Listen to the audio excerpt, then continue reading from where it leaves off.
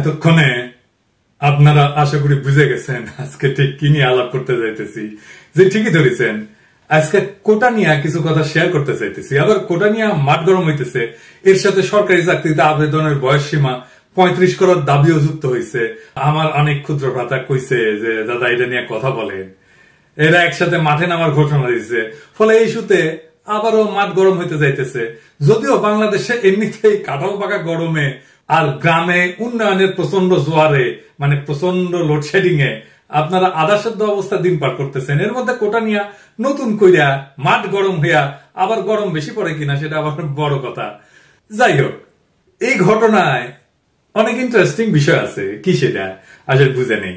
তার আগে আজকে এক জাউরা নিয়ে আলাপ সেরে নেই। জাউরা এবং জাউরা প্রতিষ্ঠান। দেখেন সার্কাস, আপনার লাইফের প্রথম প্রেম?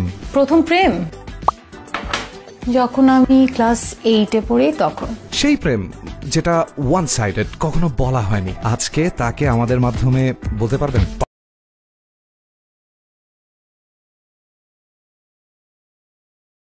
আচ্ছা, প্রেম লাইফ না সিঙ্গেল লাইফ, আপনার এক্সপেরিয়েন্সে কোনটা বেটার আপনার কাছে? বোথ। এই সার্কাসে বিজ্ঞাপনটা দেখেন, এটা সাহেব একটু বড় করে দেখে দেন কার বিজ্ঞাপন দিতেছে।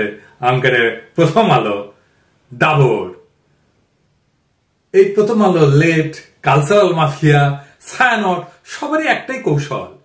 প্রথমে মাইয়ার মধু পেলে, তারপরে ওই মধুর আকর্ষণে পোলারা আসে। এই মাইয়া ক্লাস 8 থেকে প্রেম করে, তো এই গল্প শুনাইতেছে, শুনাক, অসুবিধা নাই। কিন্তু ডাবর, এর মধ্যে ডাবর কেন? হ্যাঁ, মতিউর রহমান, ডাবর একেবারে পশ্চাৎ দেখান দেয় দিব। এই মাইয়া তোমাকে না কইছি না যে ইন্ডিয়ান পণ্য থেকে দূরে থাকবা, কানে কথা যায় না, কুরকুরানি বেশি। কুরকুরানি ওষুধ করলে আমার কাছে আছে। বাংলাদেশে যদি করে কন্যা খাবার চাও, গণমানুষের বিরুদ্ধে দাঁড়াবে না, দিন একরকম করলে থাকবে না। আর এই যে প্রথম আলোর ছবিটা আর একবার দেখান তো, দোরাই স্বামীর লগে নিকা বসিচ্ছে, চুক্তি করিচ্ছে। এরকম কত চুক্তি যে আছে প্রথম আলোর ইন্ডিয়ার সাথে কে জানে। বাংলাদেশ ধ্বংস করার মিডিয়া কারিগর দুটা, একটা মতিউর রহমান আর একটা ডেলি স্টার, মাহফুজা নাম। এরাই 111 ঘটায় হাসিনারে আনছে। যেদিন হাসিনা পড়বে সেদিন প্রথম আলো আর ডেলি স্টার অফিসে দখল নেওয়া লাগবে, করলে পাশায় লাথি দিয়ে সব কটা বাইর করে দিবেন। তারপরে কি করা লাগবে আমি কয়ে দেবো। এই দুইটাই জাউরার জাউরা। এই দেন তো দেন, ঠকাস ঠকাস করে মেরে দেন। আর ওই যে ভারত বন্ধু পাইলাম কয়টা, আর একটা পাইলাম, তাই না? হ্যাঁ, আগের গুলার সাথে দেখান, অপূর্ব, জান্নাতুন পিয়া, মেজাবিন, আব্দুল নূর তুষার আর এ তানজিন তিশা। এখন আমার ক্ষুদ্র ভাতারা কবে যে মায়াদের বয়কট করলে বাকি থাকবে কে? কেউ তো বাকি থাকবে না, না থাকাই তো উচিত। হ্যাঁ, এই বালগুলোরে দেখা লাগবে কে? না আছে চেহারা, না আছে ফিগার, না জানে অভিনয়। এই যে জান্নাতুল পিয়া, ওর ফিগার তো সরিষার তেলের বোতলের না কাঠ। হ্যাঁ, তো দেখেছেন, ছবি দেখেছেন, জায়গা মতো দাঁড়াইছে আর কি। হ্যাঁ, ড্যাডি অব দ্য নেশনের। হ্যাঁ, তো দেখবাই যখন তখন এই মার্গট রবির দেখবা, গ্যাল গার্ডেনের দেখবা, স্কারলেট জোহানসনের দেখবা। হ্যাঁ, এইসব ঝোলের দেখার দরকার আছে। এখন ক্ষুদ্র ভাতারা কবে দাদা আপনি ইনকে করে জান্নাতুল পিয়া ফিগার দেখেছেন? হ, দেখেছি, শুধু দেখি না, ম্যাপেও লিছি। বাঙ্গু সেকুলারেরা ওই যে প্রগতিশীলতা বেছে না, এরা গ্ল্যামার বেছে। প্রগতিশীলতার এদের গ্ল্যামারের দেবো, আর এটাই রাজনীতি। যাই হোক, কোটা প্রসঙ্গে আসি। কারাল রানীর ক্ষমতার চরিত্র এবং তার দেশ শাসনের ধরন বোঝার জন্য এই ঘটনাটা একটা অতি উৎকৃষ্ট উদাহরণ। কারাল রানীর তো গুণের শেষ নাই। এই ঘটনায় তার কিছু পুরানা গুণ আবার নতুন করে প্রকাশ পাইতেছে। এই কারাল রানীর কর্তৃত্ববাদী শাসনের কথা গোটা দুনিয়া জানে। হাসিনা 15 বছর শাসন আমলে অনেকবারই তাদের বেকায়দায় পড়তে হয়েছে। জনগণের দাবির মুখে তার অবস্থান পরিবর্তন করতে বাধ্য হয়েছে বেশ কয়েকবার। যেমন নিরাপদ সড়ক আন্দোলনে সড়ক আইনের কিছু সংস্কার হয়েছিল, বেসরকারি বিশ্ববিদ্যালয় থেকে ভ্যাট আদায় বাতিল হয়েছিল এবং সরকারি চাকরিতে কোটা ব্যবস্থা বাতিল করা হয়েছিল। হ্যাঁ, কিন্তু অবাক করা বিষয় হলো যেগুলো সবগুলাই আবার ধীরে ধীরে ফেরত আসতেছে। আপনি কুত্তার লেজ যদি 100 বছরের চুঙ্গার মধ্যে বইরা রাখেন না, তো তারপরে যখনই ছেড়ে দিবেন আবার দেখবেন বাঁকা হয়ে গেছে। বিশ্বাস না, ট্রাই করে দেখতে পারেন। অবশ্যই ট্রাই করার দরকার নাই, লিগের দিকে তাকাইলে এটা বুঝবেন। এই লিগ হইতেছে কুত্তার লেজ। তো এই জন্যই কুত্তার সাথে এদের এত ভাব ভালোবাসা হয়, বুঝছাও? হ্যাঁ, ওই যে পোলাটা দেখেন না, ওই যে হাসিনা পোলা, হ্যাঁ, ও কুত্তা প্রেমী। হ্যাঁ, কুত্তা লিয়া বসে থাকে, কুত্তাটা কলে সুন্দর আছে। তো যাই হোক, ওই জনগণের আন্দোলনের মুখে এগুলো যেগুলো মাইনে নিছে বলে এতদিন আপনারা মনে করছিলেন, তা সবই কিন্তু একের পর একটা এখন ফেরত আসতেছে। আন্দোলনের মুখে কাউয়া কাউয়া কাদের, ওই যে কাউয়া কাউয়ার সাউন্ড না, জোরে দেন, আরো জোরে দেন, আরো জোরে দেন, কান ফাটাই দেন। হয়েছে এবার ওই যে সড়ক আইনে কইছিল না, যে সড়ক আইনে যে কঠিন কঠিন বিধানগুলোর যুক্ত করার ঘোষণা দিছিল না, সেগুলো ইতিমধ্যে শিথিল করা হয়েছে কিন্তু জানেন। উচ্চ আদালতে ভ্যাট প্রত্যাহারের ঘোষণা বাতিল হয়েছে। সবশেষে কয়েকদিন আগে উচ্চ আদালত সরকারি নিয়োগের ক্ষেত্রে এই মুক্তিযোদ্ধা কোটা বাতিল সংক্রান্ত পরিপত্রে অবৈধ ঘোষণা করছে। মানে হইল হাসিনার তার লেসপেন্সারদের মুখের কথার কোনো দাম নাই, ওর গুয়া দিয়ে রক্ত আর মুখ দিয়ে মিশা কথা বাড়ায়। আপনি শয়তানরে বিশ্বাস করতে পারেন, কিন্তু এদের বিশ্বাস করলে চিরতরে ধরা খেবেন। শয়তানও ওদের গরু মানে, কিন্তু আমরা ঠিকই ওদের জারমে ধরে ফেলাতে পারি। যাই হোক, কোটায় আবার ফিরে আসি। স্বাভাবিকভাবে এই রায়ের পরে সমাজে প্রতিক্রিয়া শুরু হয়েছে, দেশে বিভিন্ন শিক্ষাঙ্গনের প্রতিবাদী মিছিল মিটিং আবার শুরু হইতেছে। তো এবার আসেন একটু আগে ফিরে আসি, অনেকে হয়তো জানেন না কোটা সংস্কার আন্দোলন সম্পর্কে, একটু ফিরে দেখি। আওয়ামী লীগ সরকার ক্ষমতা আসার পরে যে কয়টা গণদাবি তাদেরকে পিছু হটতে বাধ্য করছিল, তার মধ্যে অন্যতম ছিল কোটা বাতিলের দাবিতে আন্দোলন। কিন্তু আন্দোলনটা কোটা বাতিলের দাবিতে করা হয় নাই, কিন্তু তারা শুরু থেকেই চাইছিল কোটা সংস্কার। কোটা বাতিল আর সংস্কার এই দুইটার মধ্যে কিন্তু পার্থক্যটা মনে রাখতে হবে। আন্দোলনের নামই ছিল কোটা সংস্কার আন্দোলন, কিন্তু আন্দোলন যখন সারা দেশে ছড়ায় পড়ে, সরকার অন্যর অবস্থান থেকে সরে আসতে বাধ্য হয়। কাটালানির সবকিছুতে ক্রেডিট নেওয়ার অভ্যাস আছে, তাই তখন সে কোটা বাতিলই করে দিছিল। তখন আন্দোলনকারীরা ভাবছিল, আরে বা চাইলাম সংস্কার করে দিল বাতিল, হ্যাঁ চাইছিলাম পিস্তল দিল কামান। কিন্তু এখন আবার হাইকোর্টের রায়ের মাধ্যমে কোটায় বাতিলকে অবৈধ ঘোষণা করে বহাল রাখার আদেশ দেওয়া হয়েছে। জার্মানিটা দেখেছেন, ফলে কোটা নিয়ে আবারও আন্দোলন শুরু হইতেছে। এই বিষয়ে আমরা আজকে বিস্তারিত কথা বলার চেষ্টা করব। আদালতের মাধ্যমে নানা ইতরামির বাস্তবায়ন এই আমলে প্রায় শিল্পের পর্যায়ে পৌঁছায় গেছে, হাসিনা নিয়ে গেছে। এক একটা হারামি কোর্টকে, হাইকোর্টকে পুরাই মুজিব কোর্ট বানাই ফেলছে। এই দেখেন ডেইলি স্টারের বিশাল প্রগতিশীলটারে আস্তে আস্তে জামিন দিয়ে দিচ্ছে, বুঝছাও? এটা একটা শিশু নির্যাতন। এর নিয়ে এর আগে একটা ভিডিও কথা কইছিলাম, কিন্তু এই যে ভিডিওটা আদালতের ক্রিমিনাল অ্যাক্টিভিটির এইটা একটা নিদর্শন হয়ে থাকলো। সময় মতো ওদের ধরা হবে, এটা নিয়ে এখন আর বিস্তারিত কইলাম না। যাই হোক, কোটা প্রসঙ্গে বিস্তারিত করার আগে 2018 সালে শুরু হওয়া এই আন্দোলনের পটভূমি আমরা একটু দেখে নিই, কারণ এখনকার অনেক যুবক তরুণ সেই সময় আরো অনেক ছোট আসছিল, হয়তো পুরো বিষয়টা এখনো জানেন না। আসেন এটা আবার দেখে নিই। হাসিনার পোশাক উত্তাগুলা যত উন্নয়নের ঢোল বাজাক না কেন, সীমাহীন বেকারত্বের ফলে তরুণদের মনে ব্যাপক অস্থিরতা, হতাশা আর ক্ষোভ আছে। এর মধ্যেও তারা দেখবেন যে খাইয়া না খাইয়া একটা চাকরির জন্য দিন রাত চেষ্টা করে। ঢাকা বিশ্ববিদ্যালয়ের লাইব্রেরির সামনে যে বিশাল লাইন দেখা যায় না, এটা নিয়ে কিন্তু অনেক ট্রল হয়।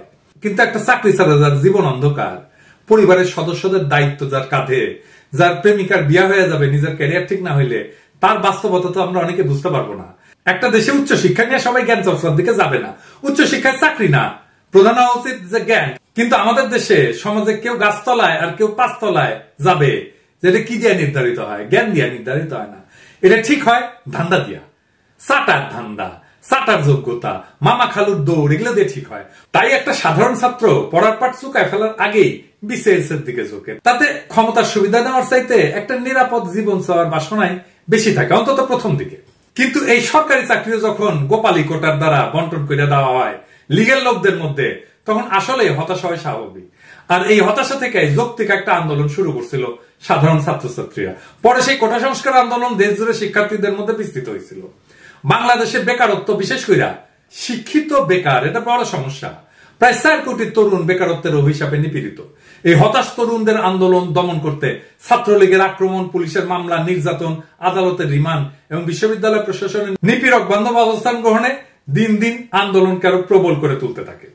এর সাথে যোগ হয়েছিল আন্দোলনকারী নারী শিক্ষার্থীদের উপরে যৌন আক্রমণ। শহীদ মিনারে ছাত্রলীগ একাধিকবার আক্রমণ করছে কোটার বিরুদ্ধে সংগঠিত হওয়া সাধারণ ছাত্রদের উপরে, এমনকি শিক্ষকরা তার হামলা থেকে রক্ষা পায় নাই। যাই হোক, কোটা সংস্কার আন্দোলন বাংলাদেশের সব ধরনের চাকরির ক্ষেত্রে কোটার ভিত্তিতে নিয়োগের যে প্রচলিত ব্যবস্থা, সেইটা সংস্কারের দাবিতে সংগঠিত হয়েছিল এবং এটা দ্রুত সারা দেশে ছড়ায় পড়ছিল। 1972 সাল থেকে চালু হওয়া কোটা ব্যবস্থা সংস্কারের দাবিতে চাকরি প্রত্যাশী সাধারণ শিক্ষার্থীদের বাংলাদেশ সাধারণ ছাত্র অধিকার সংরক্ষণ পরিষদের নেতৃত্বে 2018 সালের জানুয়ারি থেকে ধারাবাহিকভাবে বিক্ষোভ এবং মানববন্ধন কর্মসূচি পালন করতে শুরু করে। অবশেষে লাগাতার আন্দোলনে শিক্ষার্থীদের অভূতপূর্ব অংশগ্রহণের ফলে প্রথম এবং দ্বিতীয় শ্রেণীর সরকারি চাকরিতে 46 বছর ধরে চলা কোটা ব্যবস্থা বাতিল ঘোষণা করতে বাধ্য হয় হাসিনা। চাকরিতে কোটা প্রবর্তনের পটভূমি যদি দেখি তাহলে দেখা যাচ্ছে বাংলাদেশ স্বাধীন হওয়ার পর সর্বপ্রথম 1972 সালে সরকারি চাকরির ক্ষেত্রে কোটা ব্যবস্থা প্রবর্তন করা হয়। সেই সময় মেধা তালিকার 20% বরাদ্দ রেখা 40% জেলা ভিত্তিক, 30% বাংলাদেশের স্বাধীনতা সংগ্রামে অংশগ্রহণকারী মুক্তিযোদ্ধা পরিবারের সদস্যদের জন্য এবং 10% যুদ্ধে ক্ষতিগ্রস্ত নারীদের জন্য বরাদ্দ দেওয়া হয়। ফলে এই মেধার অবমূল্যায়ন শুরু থেকেই ছিল, এটা দেখতে পাওয়া যাচ্ছে। কিন্তু কোটার মাধ্যমে কিভাবে বৈষম্য বাড়ানো হয়েছে আসেন সেটা একটু দেখি। যে তথ্য পাওয়া যাচ্ছে তাতে দেখা যাচ্ছে যে নিবন্ধিত মুক্তিযোদ্ধার সংখ্যা 2 থেকে 2.5 লাখ, অর্থাৎ 1000 মানুষের মধ্যে মুক্তিযোদ্ধার সংখ্যা 1.2 জন বা 1.5 জন, যা সমগ্র জনসংখ্যার 0.12 থেকে 0.15%। 0.12% মুক্তিযোদ্ধার জন্য কোটার পরিমাণ 30%, যা হাজারে রূপান্তর করলে দেখা যায় 1000 জনতার মাঝ থেকে 1 থেকে 1.5 বা 1.5 জন মুক্তিযোদ্ধার পরিবারের জন্য কোটার পরিমাণ 300। কিন্তু উল্টা দিকে মুক্তিযোদ্ধা নিয়ে আওয়ামী লীগের প্রচার করা প্রত্যেকটা জিনিস ভুয়া। মুক্তিযোদ্ধার শহীদের সংখ্যা ভুয়া, মুক্তিযোদ্ধার সংখ্যা ভুয়া। এই সংখ্যা তো ভূতের গল্পের রাক্ষসের মতো দিন দিন বাড়ে। এই বিষয়ে আমার বইতে আমার কিন্তু বিস্তারিত লিখছি। যাই হোক, বর্তমানে বাংলাদেশের বিভিন্ন সরকারি চাকরির ক্ষেত্রে 55% বেশি কোটা আছে, যার মধ্যে মুক্তিযোদ্ধা কোটা 30%, জেলা ভিত্তিক কোটা 10%, নারীদের জন্য 10% এবং ক্ষুদ্র নিগোষ্ঠীর জন্য 5%। তবে নিয়ম অনুসারে এই সমস্ত কোটার যোগ্য প্রার্থী না পাওয়া গেলে 1% প্রতিবন্ধীদের জন্য বরাদ্দের বিধান আছে। সংবিধান অনুসারে কোটা কিন্তু অসাংবিধানিক। কিভাবে? কারণ সংবিধানের 19-1, 29-1, 29-2 অনুচ্ছেদ সমূহে চাকরির ক্ষেত্রে সকল নাগরিকের সমান সুযোগের কথা বলা হয়েছে। এই পরিসংখ্যান থেকে সহজে বুঝতে পারা যাচ্ছে যে কোটা সংস্কার আন্দোলন কতটা ন্যায্য ছিল। আর এইটারে চেতনা বিরোধী বইলা সবাইকে জামাত শিবির ট্যাগ দিয়া অকথ্য নির্যাতনের লাইসেন্স দিছিল ছাত্রলীগকে। ডুগডুগি মতিয়া, ওই যে ডুগডুগি শব্দ দেন, হ্যাঁ ও কিন্তু মুজিবের চামড়া দিয়া ডুগডুগি বাজাতে চেয়েছিল। এই মতিয়া তাদেরকে রাজাকার বলে ঘোষণা দিছিল। এই আন্দোলন থেকে জন্ম হয়েছে গণ অধিকার পরিষদের, যার নেতা নুরুল হক নুরু। নুরুল হক নুর হচ্ছে সাবেক ছাত্রলীগ নেতা এবং শেখ হাসিনাকে আম্মা ডেকে রাজনীতি শুরু করছিল। শুনে আমি ছাত্রলীগের কর্মী ছিলাম না, শুধু ছোটখাটো একটা নেতাও ছিলাম, হলের পোস্টেড ছিলাম। 2.5 বছর বয়সে আমার মা মারা যায়, আর আমার ছোট ভাইকে এখানে এসেছে, ওর বয়স ছিল তখন 1 বছর। আমার মায়ের এটা আমি যতটুকু মনে করতে পারি। আর আজকে আমি মাননীয় প্রধানমন্ত্রী এতদিন টিভিতে আমি ওভাবে দেখতে পারিনি, কিন্তু আজকে দেখে আসলে আমার মনে হয়েছে যে তার মধ্যে আমার মায়ের চেহারাটা আমি কিছুটা দেখতে পেয়েছি, এরকম একটা জিনিস। যাই হোক, সে ছাত্রলীগ হিসেবে রাজনীতি শুরু করলেও কোটার দাবিতে সোচ্চার হওয়ার পরে প্রায় নিয়মিত তাকে ছাত্রলীগের হাতে আক্রান্ত হইতে দেখা যেত। ছাত্রলীগের মাইর খাইতে খাইতে খাইতে খাইতে পোলাটা নেতা হয়ে গেল। যাই হোক, এটা নিয়ে ভিডিও করছি, আর বেশি কিছু কই না আর কি। হ্যাঁ, তা আমি যা মূল্যায়ন করছিলাম সেই মূল্যায়নকে আমি এখনো সঠিক বলে মনে করি। পোলাটা বড় হয়ে সুলতান মনসুর হবে। ওরে নিয়ে কথা না কই, আমরা কোটার বিষয়ে থাকি আর কি। ওই আন্দোলন চলার সময় ডুগডুগি মতিয়া যখন ওদের রাজাকারের বাচ্চা বলছিল, আর তখন আন্দোলনের নেতারা শেখ মুজিবের ছবি উচ্চা কইরা ধইরা আবেগে প্রতিবাদ করছিল। তখন বিবিসি একটা সংবাদ করছিল, তাতে প্রশ্ন করা হয়েছিল যারা এই আন্দোলনের মূল সংগঠন তাদের রাজনৈতিক পরিচয় কি। নূর কইছিল যে তাদের অনেকে বিভিন্ন রাজনৈতিক ছাত্র সংগঠনের সঙ্গে জড়িত ছিলেন বা আছেন, কিন্তু আন্দোলনটি সম্পূর্ণই অরাজনৈতিক। এটা বলে অরাজনৈতিক আন্দোলন, এটা রাজনীতি, এটাই ওই বুঝে না, ওই এখন রাজনীতি করে। কোটা সংস্কার বা কোটা বাতিলের আন্দোলন যে রাজনীতি, সেটা দেশে কইতেছে এটা অরাজনৈতিক। চিন্তা করে এই কয় যে আমি আগে ছাত্রলীগের রাজনীতির সঙ্গে যুক্ত ছিলাম, এখন কোন দলের সঙ্গে নাই। অন্য অনেকে হয়তো অন্য কোনো দলের সঙ্গে থাকতে পারেন, কিন্তু আমাদের আন্দোলন একেবারে অরাজনৈতিক। এর পেছনে কোন রাজনৈতিক ষড়যন্ত্র নাই। যদি থাকতো তাহলে আমরা অনেক আগে সহিংসতার পথ বেছে নিতে পারতাম, কিন্তু আমরা শুরু থেকে একেবারে শান্তিপূর্ণ উপায়ে আন্দোলন করতেছি। তার মানে রাজনীতি মানে সহিংসতা। ওই কয় তুই তো এখন রাজনীতি করে, তুই কি সহিংসতা করে? তো পরে যখন প্রশ্ন করা হয় তাদের আন্দোলন যদি এতটাই অরাজনৈতিক হবে, তাহলে মিছিলে কেন তারা শেখ মুজিবুর রহমানের ছবি বহন করে? মানে শেখ মুজিব অরাজনৈতিক চাও? তখন এই নূর কইছিল যে বঙ্গবন্ধু হচ্ছেন বাংলাদেশের স্থপতি। এটা যদি কেউ সামনাসামনি স্বীকার নাও করে, মনে প্রাণে কিন্তু বিশ্বাস করে। তার নেতৃত্বে বাংলাদেশ স্বাধীন হয়েছে। তিনি বৈষম্য মুক্ত সমাজের স্বপ্ন দেখছেন। আমরাও বৈষম্য দূর করার আন্দোলন করছি। সেই জন্যই আমরা তার ছবি নিয়ে মিছিল করিচ্ছি। বুঝেন অবস্থা? বৈষম্য মুক্ত মহান নেতার আমলে মানুষ না খেয়া মরছে। ৭৪-এর দুর্ভিক্ষ কি এমনি হয়েছে? আমরা বানাই কই? বাসন্তীর জাল পড়া ছবি কি মিশা? এই বুঝ নিয়ে যে রাজনীতি করে, তাহলে আপনি তারে কি করবেন? ফলে এই আন্দোলন যে সফল হবে না, এটাই স্বাভাবিক। কেন এটা সফল হইতো এটা পরে আবার একটু করার চেষ্টা করুন। ওই সময় নূরের সাথে যোগাযোগের চেষ্টা করছিলাম, কথা বলার চেষ্টা করছিলাম, পাত্তাই দেয় না, কথাই কয় না, এতই রোয়াবর। বিবিসি তখন লিখছিল, আমরা দেখেছি একটি রাজনৈতিক ইস্যুর আন্দোলনে ছাত্ররা রাজনৈতিক নেতার ছবি নিয়ে মিছিল করছেন। বাংলাদেশের ছাত্র আন্দোলনের ইতিহাসে এমন নজির সম্ভবত এইটাই প্রথম ছিল। শাহবাগে ছাত্রদের বড় বড় মিছিলগুলোতে সরকারি চাকরিতে কোটা ব্যবস্থার সংস্কার দাবি করা হয়েছিল। তাতে অনেকের হাতেই ছিল বাংলাদেশের স্বাধীনতা আন্দোলনের নেতা এবং প্রতিষ্ঠাতা রাষ্ট্রপতি শেখ মুজিবুর রহমানের ছবি। শুধু তাই না, আন্দোলনকারীদের মুখে শোনা যাচ্ছিল জয় বাংলা জয় বঙ্গবন্ধু স্লোগান, যেটি আসলে সচরাচর বাংলাদেশের ক্ষমতাসীন আওয়ামী লীগ এবং তাদের অনুসারী সংগঠনগুলোর সমাবেশই শোনা যায়। যাই হোক, কোটা তো আবার ফিরে আসলো, কিভাবে সেটা দেখি। 2018 সালের 4 অক্টোবর জনপ্রশাসন মন্ত্রণালয় সরকারি দপ্তর, স্বায়ত্তশাসিত, আধা স্বায়ত্তশাসিত প্রতিষ্ঠান, বিভিন্ন কর্পোরেশনে চাকরিতে সরাসরি নিয়োগের ক্ষেত্রে সরকারের বিদ্যমান কোটা পদ্ধতি সংশোধন করে পরিপত্র জারি করে। ওই পরিপত্রের বৈধতা চ্যালেঞ্জ করে 2021 সালে রিট করে চাকরি প্রত্যাশী এবং মুক্তিযোদ্ধার সন্তান ওহিদুল ইসলাম সহ 7 জন। আপনাদের হয়তো মনে আছে, কোটা সংস্কার আন্দোলন চলার সময় এই আন্দোলনের বিরুদ্ধে একটা অংশ সক্রিয় হয়ে ওঠে। বেগম মালিক, প্রজম মল্লিক, মুক্তিযুদ্ধের সন্তানদের বিভিন্ন সংগঠন নানা নাম ধরে কর্মসূচি দিতে থাকে। যাই হোক, আইনজীবী রাজেমিয়া মিডিয়াকে বলে যে 2018 সালের পরিপত্র আইনগত কর্তৃত্ব বহির্ভূত এবং বাতিল ঘোষণার ফলে 9ম থেকে 13তম গ্রেডে 30% মুক্তিযোদ্ধা কোটা পুনর্বহাল হল। এ বিষয়ে আমাদের আসিফ নজরুল ভাই এই কলাম লিখছেন।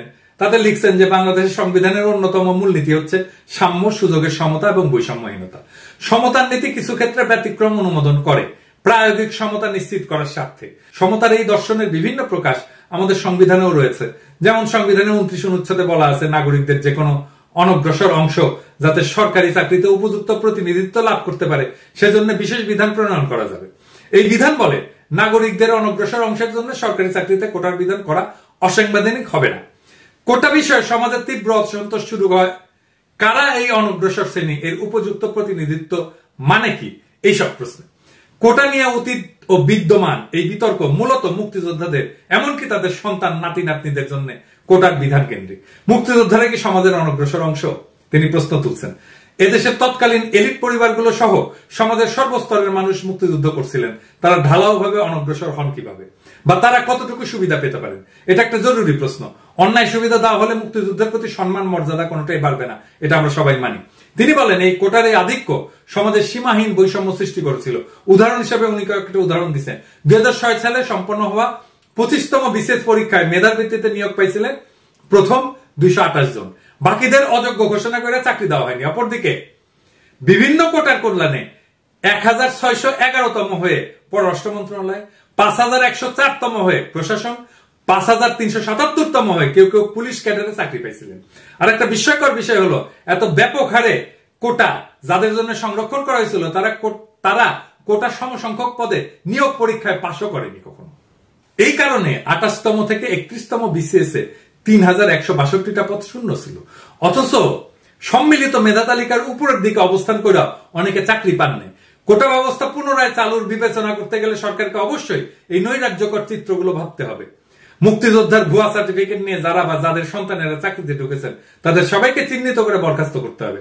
সরকারি চাকরির নিয়োগে সব ধরনের দুর্নীতি এবং স্বজনপ্রীতি কঠোরভাবে দূর করতে হবে। তো কেন এই ধরনের আন্দোলনের কোনো ভবিষ্যৎ নেই? কোটা আন্দোলন খুবই ন্যায্য, তাতে কোনো সন্দেহ নেই। কিন্তু কথা হইলো, এটা আপনি কার কাছে দাবি করতেছেন? একজন ফ্যাসিস্টের কাছে আপনি যখন আপনার অধিকার চাইবেন তখন তো সে নিজেকে আরো শক্তিশালী মনে করবে, সেটাই তো তার বৈধতার উৎস হয়ে যায়। এই আন্দোলন যখন চলে তখন বিরল হইলেও কেউ কেউ এটা বিরোধিতা করছিলেন, মানে এই ধরনের আন্দোলনের পরিণতি যে ভালো হবে না সেটা অনেকে বলছিলেন। এটাতে যে রাজনৈতিক মুক্তি আসবে না সেটাও বলছিলেন। এই আন্দোলন থেকে যে নেতা দল তৈরি হয়েছে তারাও জনগণের আস্থা এবং আবেগকে অপমানিত করছে। কারণ এটা শুরু থেকেই লেনিনের ভাষায় একটা কথা আছে, পেটি বুর্জোয়া আন্দোলন। পেটি, এটা একটা ফ্রেঞ্চ ফরাসি শব্দ। পেটি মানে ক্ষুদ্র, ছোট, ক্ষুদ্র স্বার্থের জায়গা থেকে আন্দোলন। এবং পেটি বুর্জোয়া আন্দোলন, নিজের রুটি রুজির জন্য, নিজের স্বার্থের জন্য আন্দোলন, এইটা দিয়ে কোনোদিন রাজনৈতিক মুক্তি আসে না, আসতে পারে না, যদি না সে আন্দোলনের সাথে মতাদর্শিক সংগ্রাম যুক্ত না হয়। এইটার মতাদর্শ ছিল আব্বাতন্ত্র। যার হাত ধরে বাংলাদেশে বৈষম্য শুরু হয়েছে সেই শেখ মুজিব, ওই যে সোহরাওয়ার্দীর বডিগার্ড, তার ছবি বুকে নিয়ে কয় মুজিবের বাংলায় বৈষম্যের ঠাঁই নাই। কত বড় হারামিপনা! আমাদের রাজনৈতিক মুক্তির সংগ্রামকে আগায় নিতে হবে। রাজনৈতিক ভাবে মুক্তি পাওয়া গেলে এই ধরনের আব্বাতন্ত্র, পিতৃতন্ত্র, মুজিবতন্ত্র এমনিতেই জয় বাংলা হয়ে যাবে। যেটাকে বলি যক্ষা ভালো হইলে কাশি এমনিতেই ঠিক হয়ে যাবে। কিছু ইস্যু ভিত্তিক আন্দোলন করে হুজুগ তুইলা সুলতান মনসুর টাইপের নেতা সামনে আসলে আমাদের মুক্তি আসবে না। তাই আমাদের